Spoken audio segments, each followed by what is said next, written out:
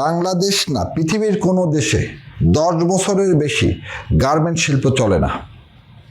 আমাদেরকে মানে এই দর্জির দোকান এমনভাবে খুলে রাখছে, আপনি আর অন্য কোনো শিল্পের বিকাশ ঘটতে পারেনি। কালকে গার্মেন্টস হতব্যয় পড়লে দেশের মানুষের দুর্ভিক্ষ লেগে যাবে। আপনি এখানে হেভি ইন্ডাস্ট্রিজ, এগ্রিকালচার ইন্ডাস্ট্রিজ কিছু ভারত তৈরি করতে দেয়নি আপনাকে। বরং আপনার উল্টা কি করতেছে, পাইপলাইন দিয়ে বঙ্গোপসাগর থেকে গ্যাস টেনে নিয়ে চলে যাচ্ছে। তার খারাপ তেল আসাম থেকে যেটা উঠতেছে সেটা কোনো মতে রিফাইন করে আমাদেরকে খাওয়াচ্ছে, এবং আমরা এগুলো সব মেনে নিছি কি দেশ গোল্লায় যাক, আমাকে ক্ষমতায় থাকতে হবে।